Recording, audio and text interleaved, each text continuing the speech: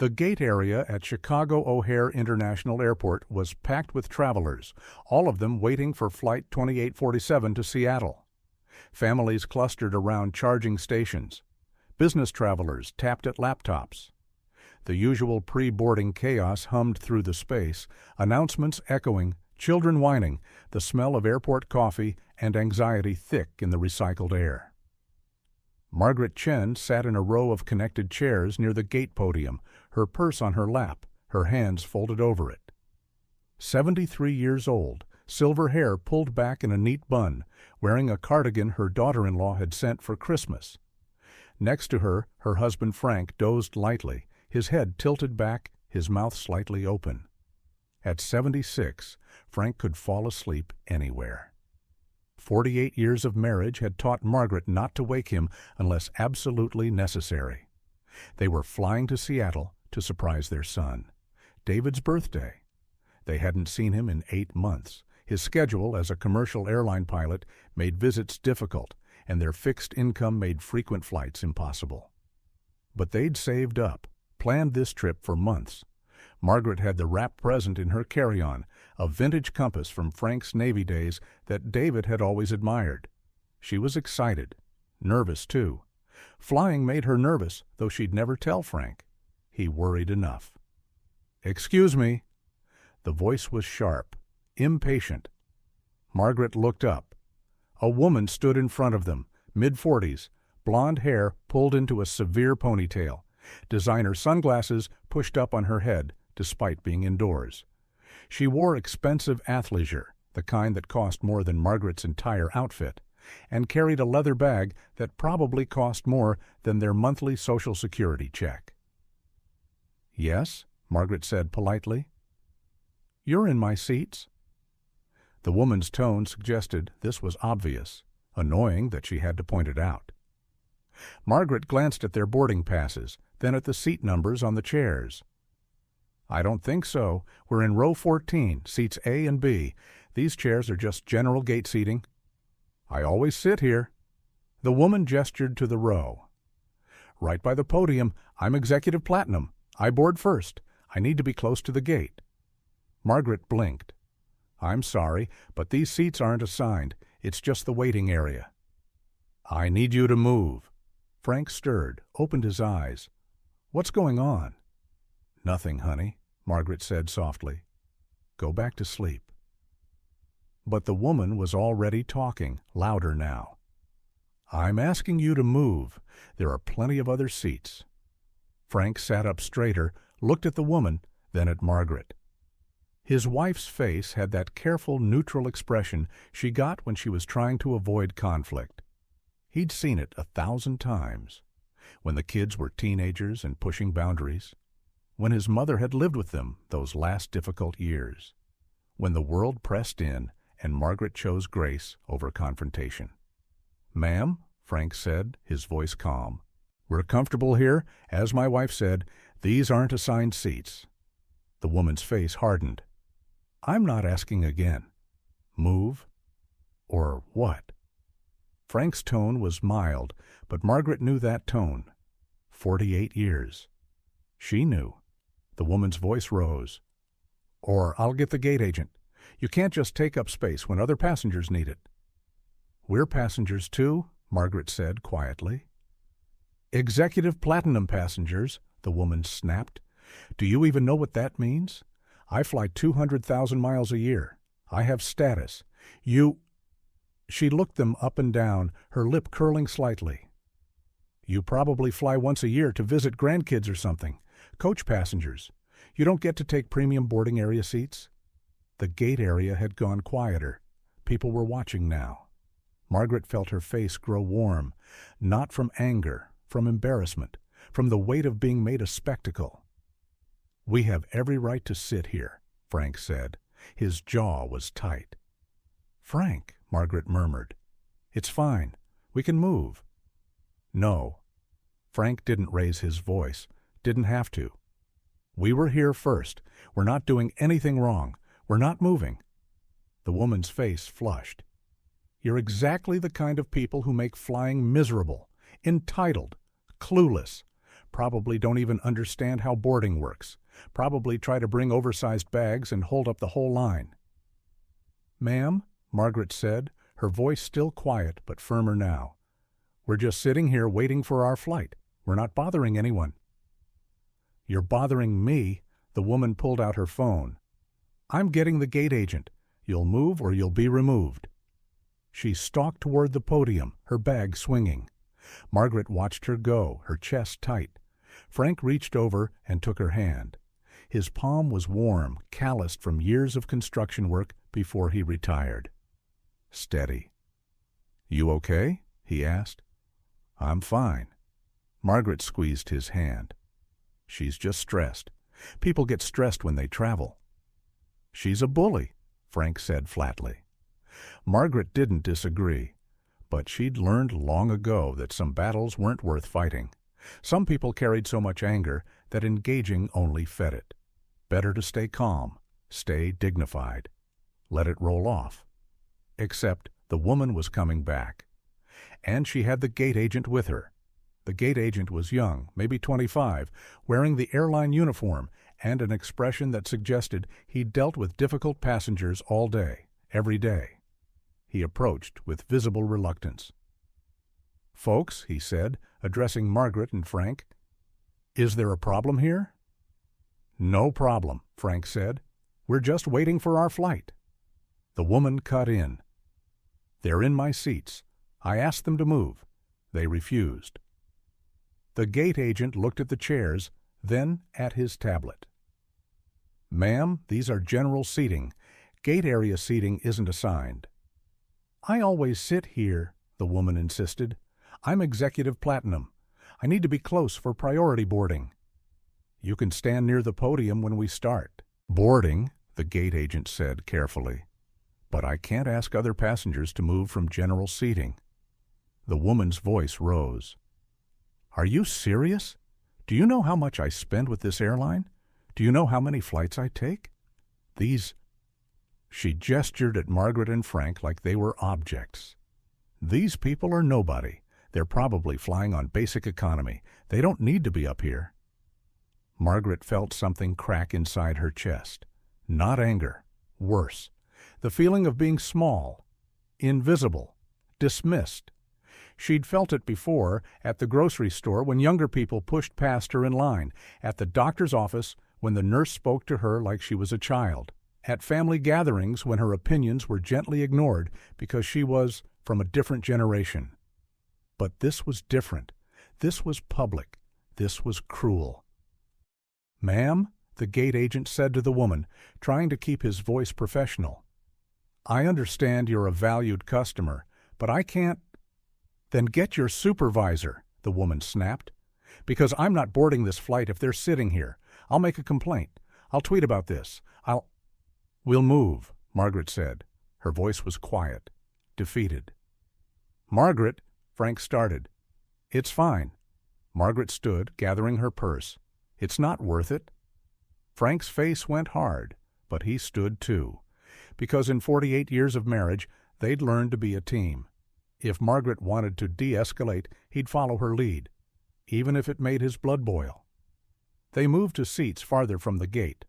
Less convenient, more crowded. Margaret sat down and stared at her hands. Frank sat beside her, his jaw working. "That was wrong," he said quietly. "I know." "You didn't deserve that." "I know." The woman had reclaimed the seats by the podium. She was on her phone, scrolling, completely unbothered. The gate agent had returned to his post, looking uncomfortable. Other passengers had gone back to their own business, the entertainment over. Margaret felt tears prick her eyes.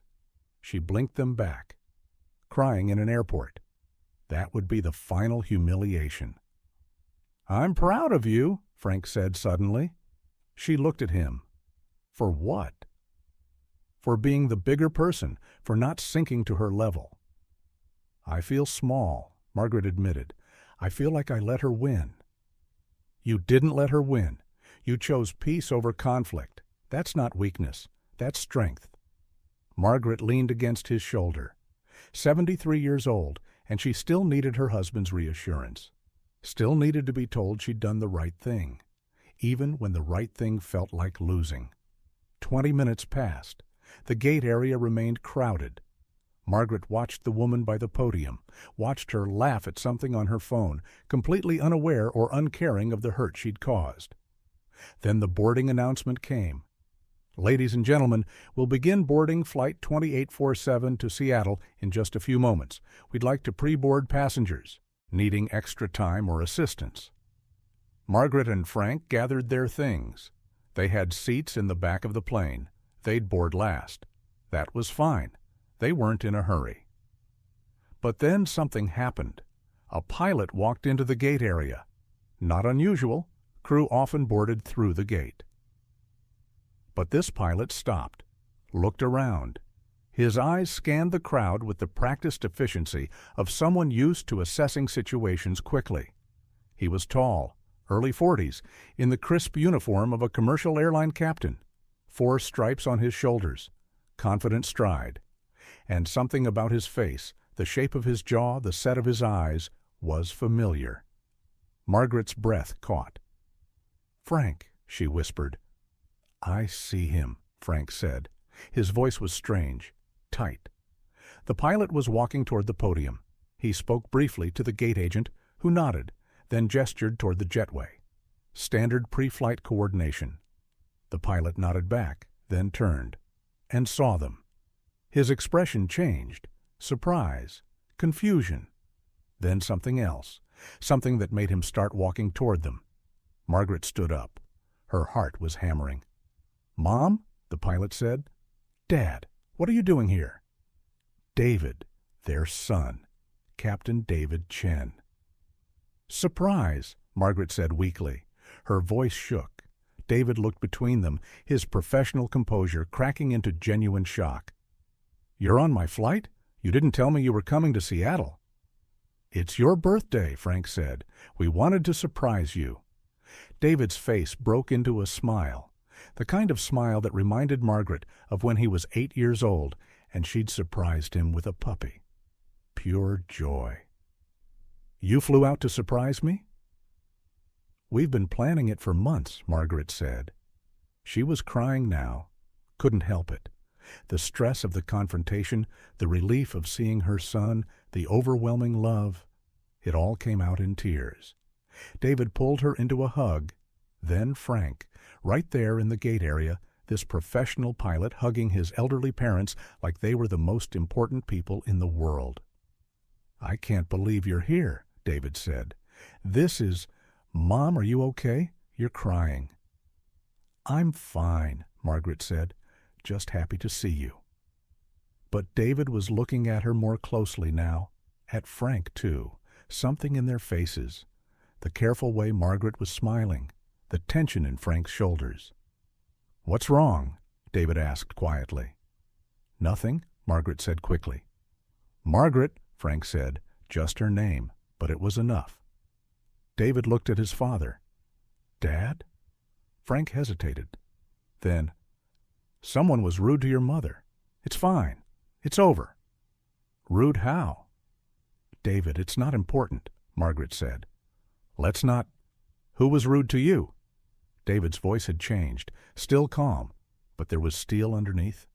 Margaret glanced toward the podium. The woman was standing now, preparing to board.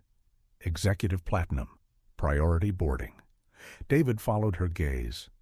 Saw the woman. "Her?" "She wanted our seats," Frank said. "Made a scene. Called us—" He stopped, shook his head. "Called you what?" David's jaw was tight now. He looked like his father. "It doesn't matter," Margaret said, but David was already walking toward the podium. Margaret reached for him, but he was too fast. Frank put a hand on her arm. "Let him," Frank said quietly. David approached the gate agent, spoke quietly. The gate agent's eyes widened. He nodded, said something back, pointed toward the woman. David turned, walked directly to her. The woman looked up from her phone, saw the pilot.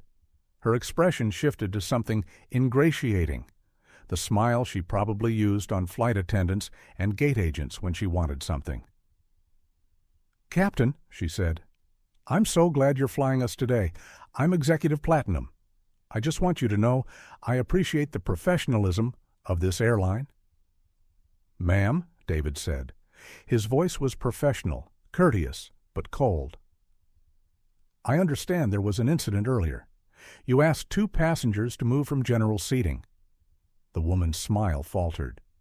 "Oh, that. Yes, they were in my usual spot. I always sit by the podium. It's not a big deal." "You made it a big deal," David said. "You involved the gate agent. You threatened to file a complaint. You called them nobody." The woman's face flushed. Look, I was stressed. Travel is stressful. I might have been a little short, but—" "Those passengers," David said, "are my parents." The color drained from the woman's face. The gate area had gone quiet again. People were watching, but this time the attention wasn't on Margaret and Frank. It was on the woman, on the captain standing in front of her with his arms crossed. The woman started. "You humiliated my mother," David said. His voice was still controlled, still professional, but everyone could hear the anger underneath. "You treated my parents like they were beneath you, like they didn't deserve basic respect. Because of what? Your frequent flyer status?" "I didn't know." "You shouldn't have to know who someone is to treat them with decency," David cut her off. "My parents are 2 of the kindest, most patient people I know. They raised me to believe in respect, in dignity, in treating everyone, like they matter, and you treated them like garbage." The woman was shaking now. "I'm sorry. I didn't mean—" "You did mean it," David said. "You meant every word. You just didn't expect consequences." He turned to the gate agent. "Is she on my flight?" The gate agent nodded. "Yes, Captain. Seat 2A." David nodded slowly, then turned back to the woman. "Ma'am, I want you to know something. My parents are flying coach today because that's what they could afford. They saved for months to surprise me for my birthday. They're in seats 32E and 32F, the back of the plane, the seats you probably think are beneath you."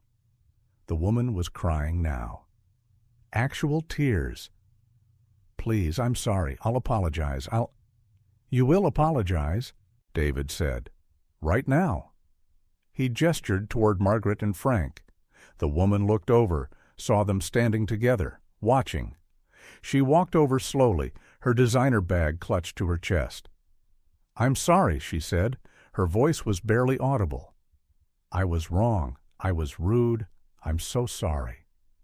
Margaret looked at this woman who'd made her feel small, who'd dismissed her, who'd treated her like she was invisible, and she saw someone who was humiliated, ashamed, broken down in public the way Margaret had been broken down. "I accept your apology," Margaret said quietly, because that's who she was, even now. The woman nodded, tears streaming down her face. She started to walk back to her seat, but David spoke again. "One more thing," he said. The woman turned. "I'm upgrading my parents to first class," David said. "Gate agent, please move Mr. and Mrs. Chen to seats 1A and 1B." The gate agent nodded, already typing on his tablet. "And ma'am," David said to the woman, "you're being moved to 32E and 32F, my parents' original seats." The woman's face went white. "But I paid for business class. I'm Executive Platinum." "And you'll still be on the flight," David said. "You'll still get to Seattle. You'll just do it from the back of the plane. The seats you thought were good enough for my parents should be good enough for you." "You can't do this," the woman said, but her voice was weak. "I'm the captain of this aircraft," David said. "I have full authority over passenger seating and conduct, and I'm exercising that authority. You can accept the seat change, or you can be removed from the flight entirely and rebooked. Your choice." The woman looked around, at the gate agent, who was carefully neutral, at the other passengers who were watching with expressions ranging from satisfaction to outright glee, at Margaret and Frank, who stood together, Margaret's hand in Frank's. "Fine," the woman whispered. "Excellent," David said. "Enjoy your flight." The woman walked away, her shoulders hunched. She sank into a seat far from the gate, her face in her hands. David turned to his parents. His professional mask cracked. "I'm so sorry that happened to you." "It's not your fault," Margaret said. "I should have been here. I should have—" "You were flying a plane," Frank said. "You had a job to do. You can't protect us from every rude person in the world." "I can protect you from this one," David said. He pulled them both into another hug. "Come on, let's get you upgraded." The gate agent processed the seat changes quickly. Margaret and Frank were given new boarding passes. First class, seats 1A and 1B, the best seats on the plane. "We've never flown first class," Margaret said. She was staring at the boarding pass like it might disappear. "Well, you're flying first class today," David said. "And every time I fly you from now on. No more coach for my parents." "David, we can't afford—" "I can," David said firmly. "I'm a captain now, Mom. I make good money, and you and Dad sacrificed everything to put me through college, to support my flight training, to help me become who I am. Let me do this, please." Margaret looked at Frank. He was smiling, really smiling. "Okay," she said. "Okay." Boarding began. First class was called. Margaret and Frank walked down the jetway, their carry-ons rolling behind them. Margaret kept looking at her boarding pass, still not quite believing it. The flight attendants greeted them warmly. "Mr. and Mrs. Chen? Welcome aboard. Let me help you with your bags."